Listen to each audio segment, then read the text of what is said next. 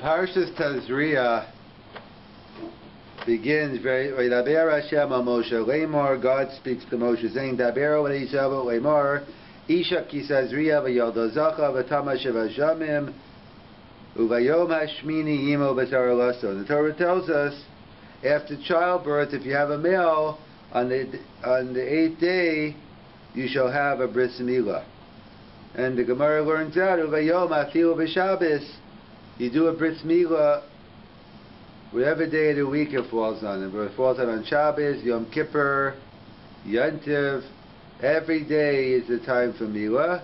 And that's of course only a milah bismana, that's only a milah on day 8. But a milah which is postponed, that can't be done on Shabbos or Yontif. And a milah sheina bismana. And in terms of a ben hashmashas baby as well, a baby born during twilight, we're not sure whether it's day 8 or not. We don't do the bris milah on Shabbos, we do it on Sunday. So one of the procedures the Gemara tells us, we do many things. Obviously when the child is born, the mother, they're all in a state of chola, they're all in a state of sickness, of danger, and therefore we have to do everything to ensure the health of the child. So there are a couple of things which is mandated. So the Gemara tells us, the Mishnah tells us in the 19th parak of Shabbos, that machitin es hakatan ben lefnei hamila ben la'ach hamila. You wash the katan before and after the circumcision. So they point out, before and after. And why do they wash the katan? Because it's a suffix sakana, it was a possible danger. You have to wash the child with hot water to stop the infections. That was the accepted procedure, bisman ha-mishtu, bisman ha-gemara. And we even, machal Shabbos, we even desecrate the Shabbos for it. In fact, there's interesting machlokes, the Ramban and the Baal HaMor, in terms of, let's say you're about to do the bris milah. So everyone agrees if you did the bris milah and then the water got knocked over, so of course you have to heat up the hot water. You either get a non-Jew or get a Jew, you have to heat up the hot water because the child is in danger. What happens if you didn't do the milah yet and the water is spilled? So that's the machokas Ramban Balamor. The Ramban, she did, it says Vayom Hashmini Yimo B'Sar Allah. So it says you should do the circumcision on day 8. And therefore, that's the halacha, so you don't have to make cheshbonos. You do the bris milah and let the chips fall where they may. If you have to go ahead and heat up hot water, so let it be. That's the Ramban Shita. And the Baal HaMor says no. You have to make cheshbonos. You don't have to make cheshbonos the next month, but if you know by doing the bris milah it's going to lead to heating hot water, which generally speaking cannot be done on Shabbos, you can't put yourself in a situation where you machnish yourself into a suffix sakana, in a case where, I should say, Chilo Shabbos, and therefore the Baal HaMor says wait until Sunday, and that seems to be the psak of the Machaber. Halacha Maisa doesn't make a difference because there is no Halacha Maisa. Today we don't do it. But either way, we'll go to that in a second. So we see Bisman HaGemara, heating the water, washing the child before and after the meal was essential to the health of the child, so much so that one was permitted and obligated to desecrate the Shabbos if the child needed the hot water. Comes along the Beis Yosef, that's of Yosef Cairo, the one who wrote the Shulchan Aruch, in the 1500s writes, but during his day the practice was stopped. Today that we have other methods, antibiotics, septics, antiseptics, we have different medicines that work a lot better than the hot water. And the Beis Yosef writes, Bisman hazeh, we no longer use the hot water, and certainly he says you can no longer machalo Shabbos for it. So even though the Gemara says that washing the child with hot water is because of suffix sakana, but the Beis Yosef writes that Bisman during his time, certainly I don't know how much better, I'm sure they were a little better, but I don't know how much better the conditions were between the Beis Yosef's time and the Gemara, but certainly the time we have is in our time versus the time of the 1500s is a world of difference. And the Beis Yosef himself says during his time there was no need to do the hot water. So the Beis Yosef is right. It seems clear to him, even though the Gemara says that if you don't wash the baby in hot water, it's going to lead to suffix sakana, doubtful danger. However, the Beis Yosef says that seems to be only a pure health issue. And apparently, how did they know that? It wasn't a Kabbalah. It wasn't a tradition from Halacha Moshe Sinai or anything like that. And therefore, it was purely based on the scientists, on the doctors of that time. Since the doctors of the time of the Beis Yosef said it is no longer necessary, we discard washing the katan. In fact, we discard it completely. We don't even do it during the week when there's no harm.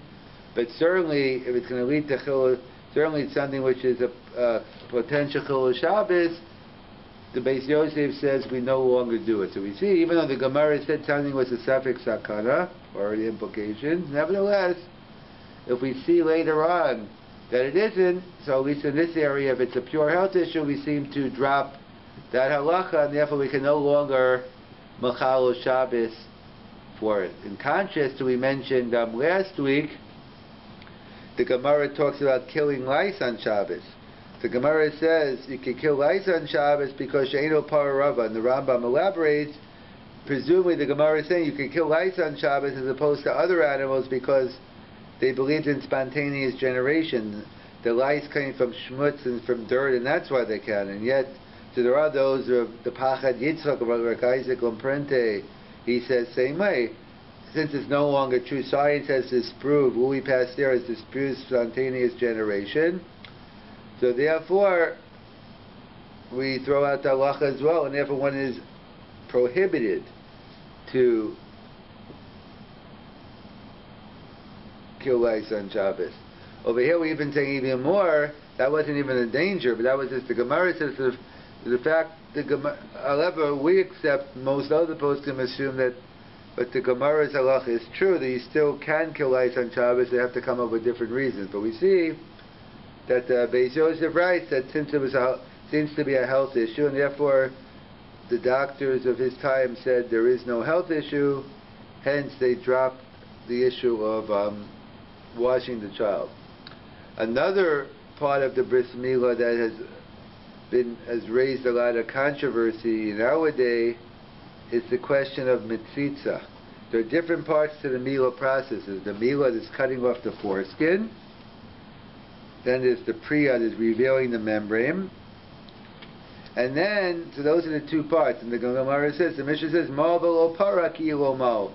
If you did milah without the priya, or a priya without the milah, you have not fulfilled your mitzvah of milah. Whether it means Mal v'lo para means you fulfilled nothing, like some weren't, or you haven't fulfilled your mitzvah completely. Either way, milah and priya are the two main parts of the circumcision. We know as well there's a third aspect, and that is the aspect of mitzitza. The Gemara tells us that a mohel who doesn't do mitzitza, doesn't suck out the blood from the child, you throw the mohel, you fire the mohel. Why is this a fireable offense? Why all of a sudden do we go ahead and fire some? For every little mistake, we go ahead and fire. So the answer is because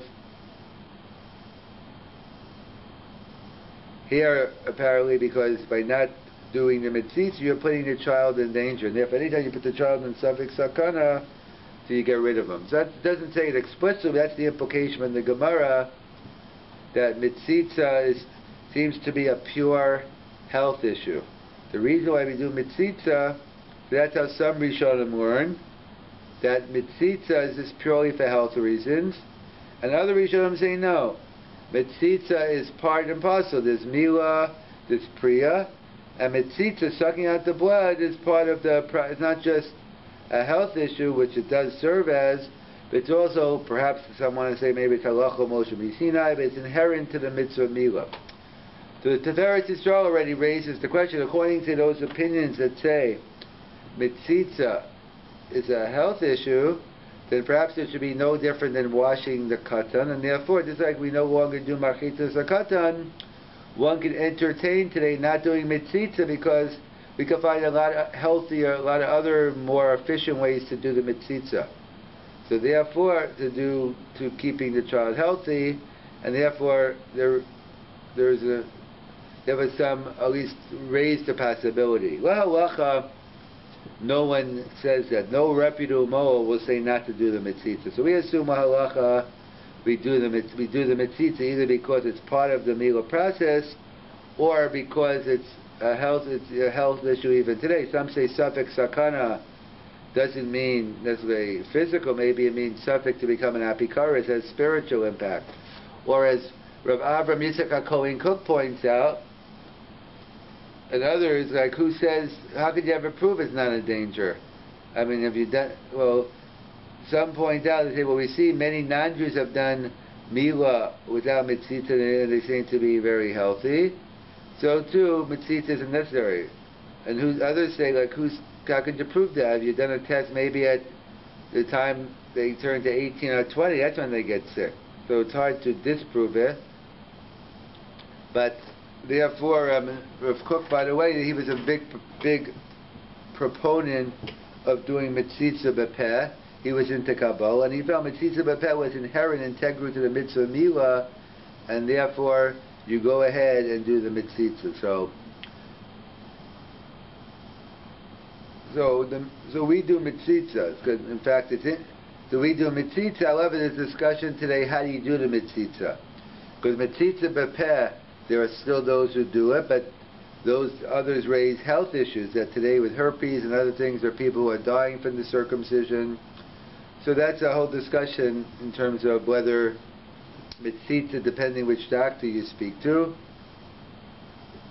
But the majority I've spoken to say it is a suffix sakana.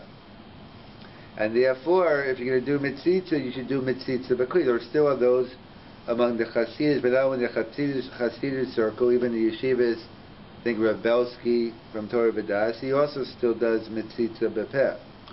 So that comes to an interesting thing. The whole purpose of mitzitza, the Gemara says, was for health reasons. And now some claim by doing mitzitza b'peh, you are causing harm. So therefore, many say that today we can do a mitzitza b'kli. There's a way where we can avoid the suffix sakana, at the same time be in fulfillment of sucking out the blood. Others say no, but dafka, you need a mitzitza b'peh. So that's a running machokes bisman hazeh. There are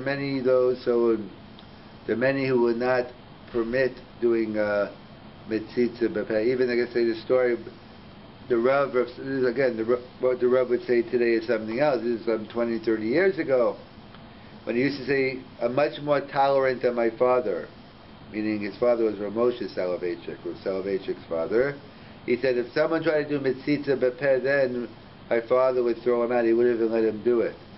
I didn't throw him out. I still prefer mitzitza b'kli. Perhaps maybe today, I don't know, maybe he would throw them out because today it's clear. So obviously the people who say mitzitza b'peh, either they have to hold it's not a danger, or it's not a proven danger. So my question to the mitzitza b'peh camp, and I've spoken to different people, I don't have an answer. Let's say it was established, I'm not saying it is, I don't know the medical details. My question is, if it was established that doing mitzitza b'peh is a suffix sakana, would they say still shomrei mitzvah yedei halacha Moshe Misinai, even at the risk of death, you have to do it? Or even they would say that no, now you do mitzitza b'kli. So I don't have an answer. I spoke to my nephew to speak to Rabbi Belsky, but I don't know if it's going to happen or not. But I'm still looking into the topic. But either way, the bottom line is any reputable mohel will do mitzitza, certainly mitzitza b'kli.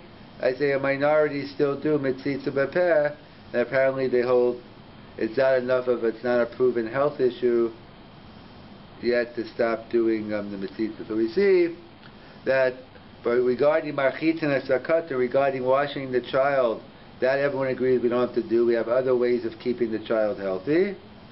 And yet by mitzitza, it's not, number one, it's not clear it's a pure health issue. If it was, then maybe we could discard it. But many say mitzitza is part of inherited mitzvah milah, and therefore mitzitza stays for sure. Whether you do it b'kli or b'peh, that seems to be dependent on the different poskim.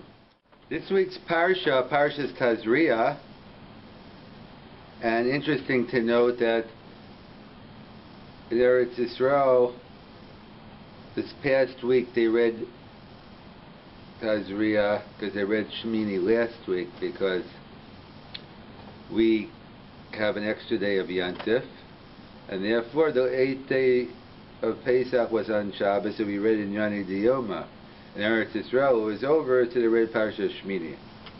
So either way, the Torah begins, Parshas Tazria, it talks about the laws of childbirth and as well the laws of Milah. And it says, Isha ki Tazria v'yalda zacha v'tama shiva shamim, that a woman who gives birth to a male, so she's tameh for 7 days. And then v'yom hashmini imo b'sar lasso. And then on the 8th day, we have the mitzvah of Milah. So the Chazal are now to v'yom hashmini imo b'sar lasso, v'yom, the Gemara Darshans, v'yom afilo b'Shabbos, that we do a bris milah even on Shabbos. 365 days a year, 354 days, 383 days, however, whatever the number of days in a year, you could do milah any day of the year, as long as it's v'yom hashmini. If it's what they call a milah bizmana, if it's a milah when in its appropriate time, that could be done any day of the year. However, a milah shelo bizmana, but if it's not the 8th day, so then one cannot do a milah shelo bizmana on Shabbos, and perhaps Yantiv as well. Yantiv Sheni is a discussion we'll get into, perhaps Yantiv Sheni, but clearly on Shabbos, one is not permitted to do a bris milah. And in fact, there's a whole discussion regarding a C-section baby. The Gemara talks about in the 19th parak of Shabbos that a baby born from a C-section, so there's a machlokas, a discussion in the Gemara whether you do a milah on day 8 or not. Because what's the issue? Because we said in the beginning of the parasha, Isha ki Tazria v'yalda zach, when a woman gives birth and becomes tameh for 7 days, after the 7-day period, on day 8 you do the circumcision. So what's the implication from the pasuk? What is it v'yom hashmini? Why do we wait to day 8, as Gemara tells us? Because it's not right that everyone else is going to be celebrating at the circumcision, and the husband and wife can't even be together. So we wait to day 8 so the husband and wife can celebrate together. Midrabanan, it's an issue anyway, but biblically speaking, after 7 days, it's okay. So, what are the implications? If a woman, again, this doesn't apply today either, but in theory, a C-section baby, a woman doesn't become tameh because there's no dam, and she's not giving birth from the makor, from that place. She's giving it, it's coming out of the womb. It's coming out of a different place, and therefore, it's not an isha ki tazria v'yalda zachar, since it's not a type of pregnancy that promotes tuma, so therefore maybe you could do bris milah day 1. So that's a discussion in the Gemara, that whether with a C-section baby, because there's no tuma involved, so therefore you do day 1, or perhaps we go back. We know Avram Avinu did a bris on day 8 on his child, and yet there was no din of tuma v'tara. So that's the question. Didn't the Torah of Nitzchat Shalach? That's the whole sugya there in the Gemara in Shabbos, that we don't follow, as the Rambam writes in Perish HaMishnayos, we do Mila today because it was given to Moses at Har Sinai. The fact it was given to Abraham, that's totally irrelevant to why we do it. We can learn philosophy, we can learn ethics, we can learn different things from the Avos, but Torah, mitzvahs, we only learn from Moshe Rabbeinu. And therefore, that's the discussion in the Gemara. So, halacha l'maisa, how do we paskin? Whether if a C-section baby is born on Shabbos, the following Shabbos, do we do a bris milah? So it's a tzveiket adina, it's a safek halacha, and therefore we don't. Halacha l'maisa, there is no C-section baby on Shabbos. Why not? Because it's similar to the following case. Let's say a baby is born ben hashmashos. Ben hashmashos is twilight, the time in between sunset and nightfall. In other words, before sunset, halachically it's considered yom. After nightfall in our words, it's considered laila, it's considered night. The time period between sunset and the three stars, that's suffix yom, suffix laila. In halacha, that's doubtful day, doubtful night. And therefore, we're not sure what day the child is born is, so therefore, it's only a suffix whether, if he's born ben hashmashos, be twilight or Friday night, we're not sure if it's a Shabbos baby or a Friday baby.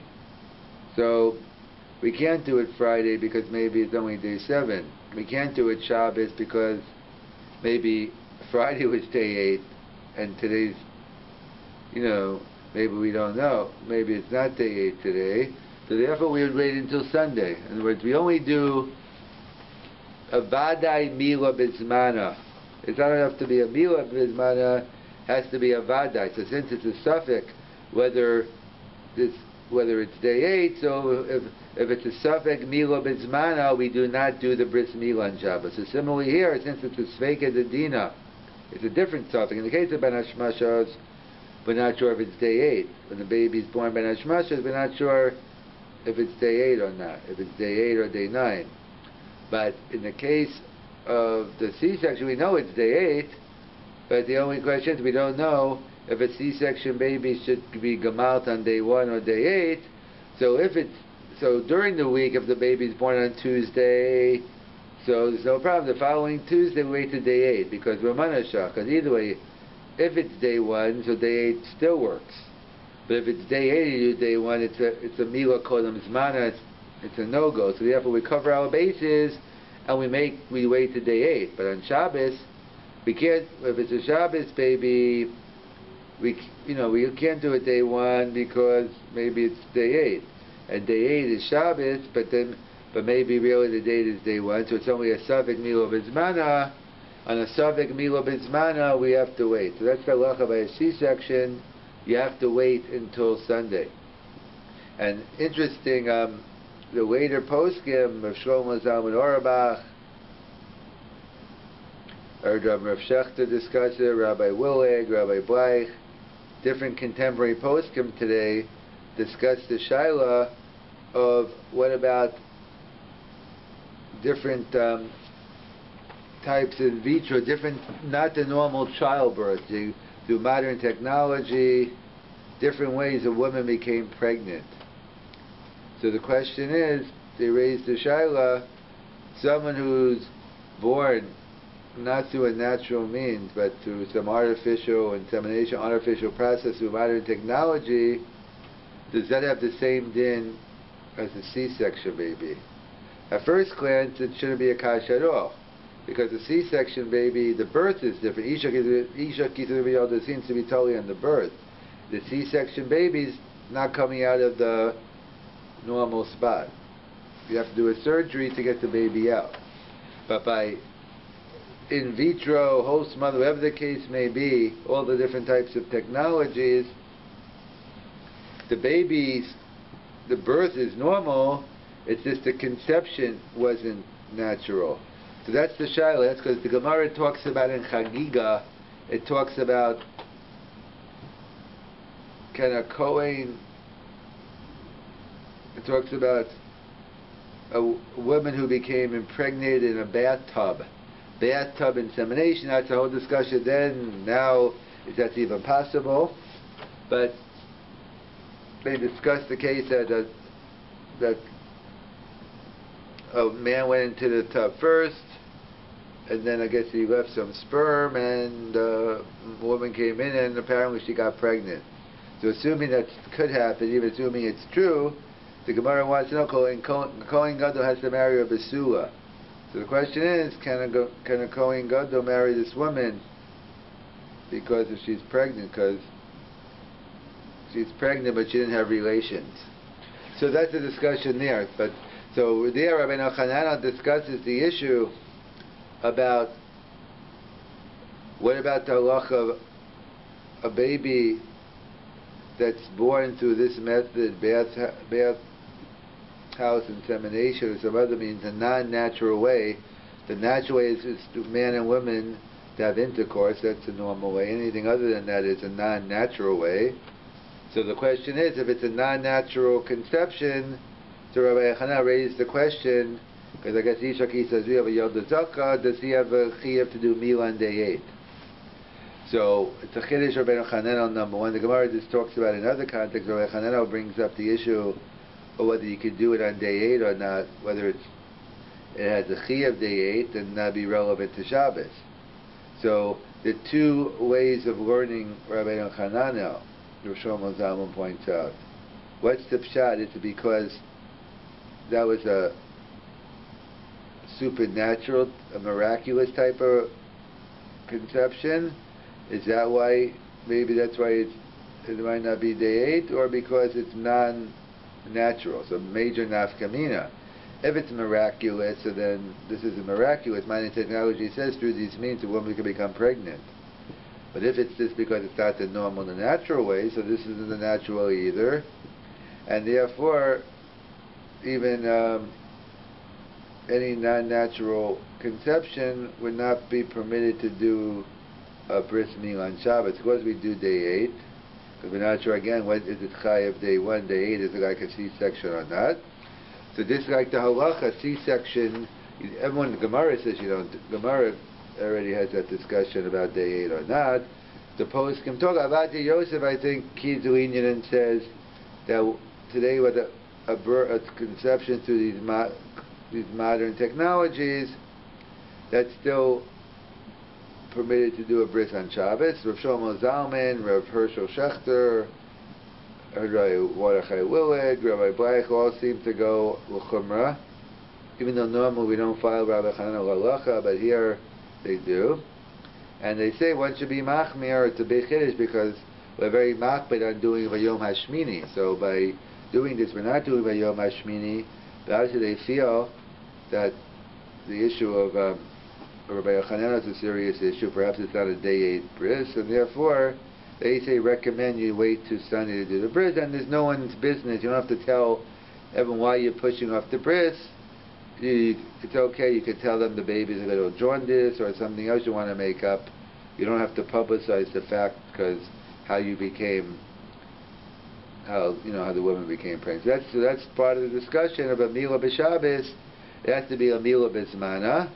Any suffix milah b'zmana, like a C-section baby because of day 1 or day 8, or because of a twilight baby, we don't do it on Shabbos.